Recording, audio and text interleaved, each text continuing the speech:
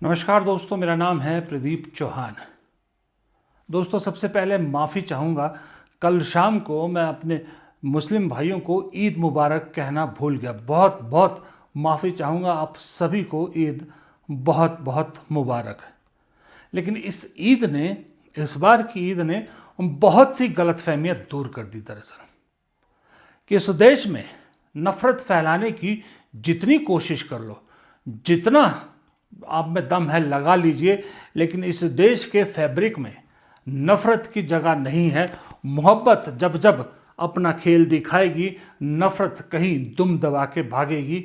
ये कल ईद के दिन इस देश ने देखा, जब उत्तम नगर जैसे इलाके में जहाँ पर ईद करने वाले, ईद की नमाज पढ़ने वाले मुसलमानों को तंग करने की पूरी कोशिश की गई, बवाल खड़ा किया गया।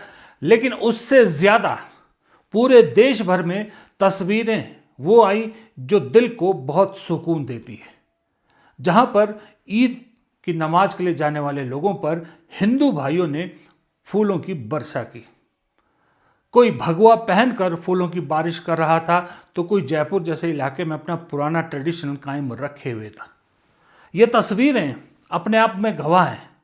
कोशिश जितनी हो सके कर लीजिए। आज भी इस देश का फैब्रिक यही है कि हिंदू, मुसलमान, सिख, ईसाई सब हैं भाई भाई। प्रोपोगंडा जितना मर्जी कर लीजिए, जहर जितना मर्जी फैला लीजिए। और प्रोपोगंडा से मुझे याद आया, आजकल एक प्रोपोगंडा फिल्म बड़ी चर्चा में है, नाम है धुरंधर 2 सेकंड पार्ट। इसमें मोदी जी की छवि चमकाने की कोशिश की। जैसे मैंने कल सुबह के वीडियो में भी सवाल पूछा था कि 10 साल बाद दरअसल मोदी की छवि चमकाने की ज़रूरत क्यों आन पड़ी। क्या मान लिया है कि मोदी जी जो हैं अब वो चमक खो चुके हैं जिसके दम पर इतने साल से बने हुए थे।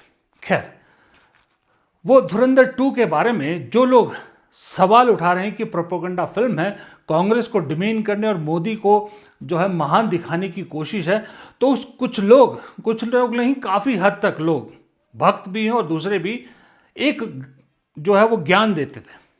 आपने सुना होगा कि भाई ये फिल्म है, इसको फिल्म की तरह देखिए, प्रोपोगंडा की तरह मत देखिए, इसको फिल्म के नज़रिए से देखिए, एंटरटेनमेंट करती है, ये करती है, वो करती है। ये ज्ञान दिया जा रहा था सबको। जो इस फिल्म को में जो प्रोपोगंडा दर्शाया गया है, करने की कोशिश की गई, उसके खिलाफ जिसने आवाज़ उठाई, क्योंकि उनका कहना था कि वो पोर्शन आप छोड़ दीजिए, बाकी फिल्म देख लीजिए, बाकी फिल्म आपको पसंद आएगी। लेकिन अब इसका असलियत देखिए सामने आने लगी। जो लोग ज्ञान दे रहे थे हम जैसे लोगों को कि फिल्म को फिल्म रहने दीजिए, इस पे पॉलिटिक्स मत कीजिए, प्रोपेगेंडा फिल्म मत बताइए, फिल्म को फिल्म की तरह देखिए, उनकी आंखें खोलने के लिए, उनको औकात दिखाने के लिए, उनको आईना दिखाने के लिए आपको एक बयान सुनाता हूं बीजेपी के उस नेता का, जो नफरती बयानों में, खास करके मुसलमानों से नफरत करने में जो लिस्ट है, उसमें शायद टॉप कंटेंटर में से एक होगा। सुनिए, नाम है हेमंता बिस्वा शर्मा। क्या कह रहे हैं धुरंधर के बारे में। लेकिन आप देखिए कितना लोग देखने जा रहे हैं। मतलब आज दुनिया में लोग बीजेपी आरएस से ज्यादा हो गया। वोट में हार ही गया ना। धुरंधर का कितना सेल हो रहा है, धमाका लोग देखने जा रहे हैं। डेट मीन्स जो धुरंधर देखने जा रहे हैं वो लोग बीजेपी को वोट डालने वाला है। अच्छा है मेरे लिए। चुनाव कैंपेन के पहले धुरंधर से मोटिवेटेड होंगे। मैं तो देखा नहीं हूँ, इसलिए मैंने धुरंधर 1 भी नहीं देखा हूँ। और मैं बहुत ज्यादा नहीं होने से मैं देखना नहीं जाता हूँ। फिल्म देखना मेरा बहुत ज्यादा शौक नहीं है। लेकिन जब लोग बात कर रहे हैं ये बीजेपी का मूवी है, तब मैंने सोचा हाउसफुल है कि नहीं। लोगों ने बोला हाउसफुल है, मतलब बीजेपी जीतने वाला है। अब बोलिए अंधभक्तों, अब बोलिए जो सो कॉल्ड अपने आप को न्यूट्रल कहते हैं। हेमंता बिस्वा शर्मा ने लगा दिया ना स्टैंप, कह दिया ना कि जो धुरंधर को देखने जा रहे हैं वो बीजेपी के वोटर हैं। जिस फिल्म में काम कर रहे हैं सब बीजेपी के वोटर हैं। क्या लग गई ना स्टैंप। अब जा रहे हो जो फिल्म देखने जा रहे हैं, जो देख चुके हैं, उनकी आंखें खोल दी हेमंता बिस्वा शर्मा ने। और जो देखने की प्लानिंग कर रहे हैं, तो सोच लीजिए, हेमंता बिस्वा शर्मा ने आपकी ब्रांडिंग कर दी है। आपको कह दिया है कि धुरंधर 2 देखने वाले तो सब के सब बीजेपी के वोटर हैं। क्या आप सही में बीजेपी के वोटर हैं? अगर हैं तो जाइए, शौक से जाइए, लेकिन ज्ञान मत बांटिए कि फिल्म को फिल्म की तरह देखिए, क्योंकि खुद बीजेपी का इतना बड़ा नेता कह रहा है कि धुरंधर फिल्म बीजेपी के देखने वालों को पसंद आ रही है। इसका मतलब जो प्रोपेगेंडा है वो जानबूझ के किया गया। और दूसरी बात, जो इस फिल्म के मेन एक्टर है रणवीर सिंह, उनकी पत्नी दीपिका पादुकोण, वो तो राहुल गांधी भक्त है, वो जेएनयू भी जाती हैं। बाइकआउट दीपिका पादुकोण का पूरा एक कैंपेन चलाया था इन आईटी सेल वालों ने, ट्रोल गैंग वालों ने। उनकी बिकिनी के रंग को लेकर दिक्कत थी। अगर पत्नी एंटी बीजेपी है तो पति को आप बीजेपी का वोटर बता रहे हैं, बीजेपी का समर्थन बता रहे हैं, बीजेपी का प्रचारक बना दिया है, तो क्या अब इन मियाँ बीवी के बीच भी मतभेद पैदा करने की कोशिश की जाएगी? क्योंकि दीपिका पादुकोण ने अपने विचार कभी छुपाए नहीं है। उनके इंटरव्यूज हैं जहाँ राहुल गांधी की तारीफ कर रही है, उनकी विजुअल हैं, वाइट है, जब वो जेएनयू गई थी उन्होंने सब सच कहा है, सब कहा है। तो इसका मतलब रणवीर सिंह भी अब इस लपेटे में आ गए। प्रोड्यूसर डायरेक्टर जो आदित्य धर, वो तो स्टैम्प्ड है, वो तो विवेक अग्निहोत्री की तरह पूरी तरह से सर्टिफाइड बीजेपी समर्थक हैं। परेश रावल, आदित्य धर, विवेक अग्निहोत्री, विपुल शाह, ये सब तो सर्टिफाइड सपोर्टर हैं, सर्टिफाइड प्रोपेगेंडा मेकर्स हैं। तो इसमें अब जो एक्टर्स हैं उन पे ये स्टैंप लगा दिया। और सबसे बड़ी बात, इस फिल्म को देखने तो बच्चे भी जा रहे हैं। बच्चों को बीजेपी का वोटर, बीजेपी की स्टैंप क्यों लगाई जा रही है? मैं भी इस बात का समर्थक हूं कि फिल्म को फिल्म रहने दिया जाना चाहिए, लेकिन जब फिल्म में प्रोपेगेंडा एक हद से आगे बढ़ जाए तो फिर सवाल बनता है, फिर सवाल बनता है। अब एक फिल्म आई थी शाहरुख खान की 2-3 साल पहले, जवान शायद, उसमें जो अक्सर हिंदी फिल्मों में होता था, पहले भी हुआ है, कि सिस्टम के बहुत से लूपहोल्स पे सवाल उठाए गए थे। उस फिल्म में भी उठाए गए थे, लोगों ने पसंद की फिल्म। तो तब किसी ने ये तो नहीं कहा कि ये तो एंटी बीजेपी वोटर है, जितने भी लोग उस फिल्म को देखने जा रहे हैं। उस फिल्म में भी बहुत 1000 करोड़ के आसपास कमाया। तब तो नहीं कहा कि उस फिल्म के मेकर्स ने या कांग्रेस ने या तो नहीं कहा कि ये सब हमारे वोटर है, क्योंकि ये सरकार के खिलाफ जो इसमें सवाल उठाए गए वो देखने जा रहे हैं। तो जब उसको फिल्म की तरह ही रखा गया तो इस फिल्म को भी फिल्म की तरह रखा जाना चाहिए था ना। फिर इतना प्रोपेगेंडा क्यों किया गया? और सबसे बड़ी बात है, मैं क्या बोलूं, मेरे बोलने से कोई फर्क पड़ता है या नहीं पड़ता, एक छोटी सी रील दिखाता हूं आपको। इस रील ने दरअसल धुरंधर 2 की पूरी पोल पट्टी खोल के रख दी है। असल धुरंधर 2 क्या है, किस एंगल से आपको देखना चाहिए इस सारे मसले को, आप इस छोटी सी रील में देखिए। इंदिरा गांधी जिंदाबाद। एक मिनट इंदिरा गांधी जिंदाबाद मैडम।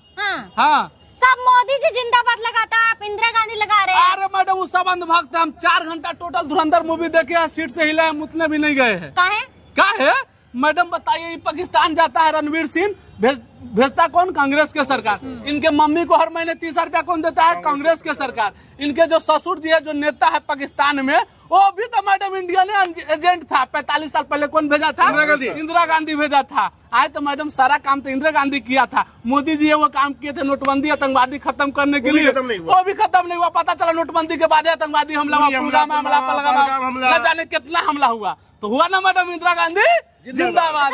मोदी जी किए हैं। अरे मोदी जी के सब अंधभक्त कहते, पहले गौर से समझिए, बता दिए इंदिरा गांधी जिंदाबाद। एक छोटी सी रील में इस शख्स ने पूरी हकीकत बयां कर दी।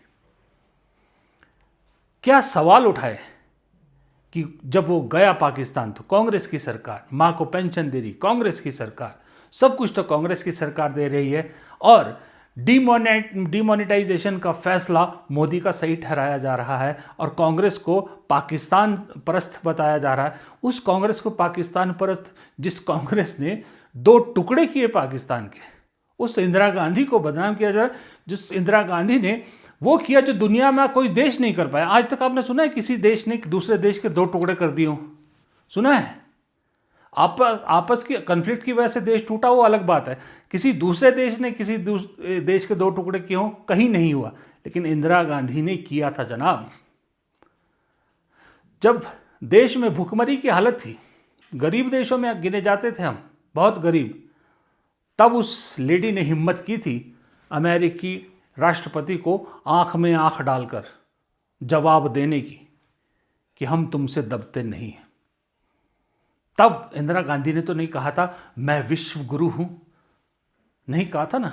आयरन लेडी भी उन्होंने खुद को नाम नहीं दिया था, आयरन लेडी दूसरों ने कहा था।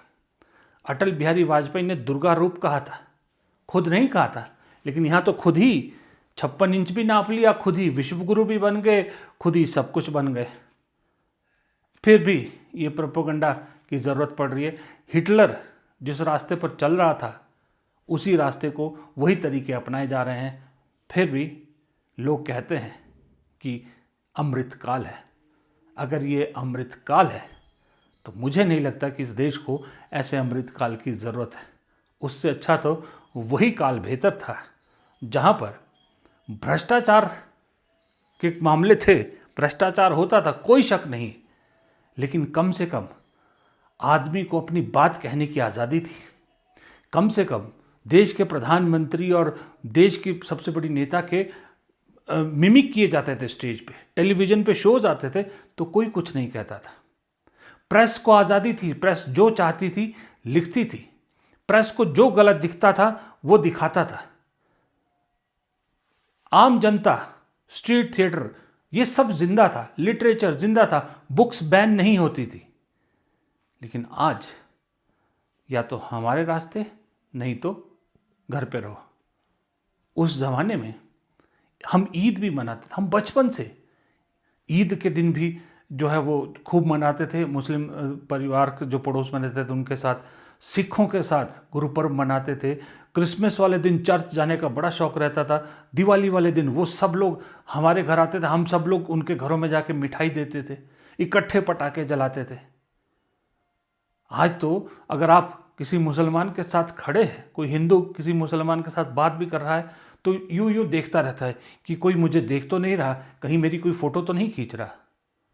ये डर, ये दहशत आज है, और इससे कहीं लाख दर्जे बेहतर वो दौर था जब भ्रष्टाचार तो था लेकिन इंसानियत भी थी। नमस्कार।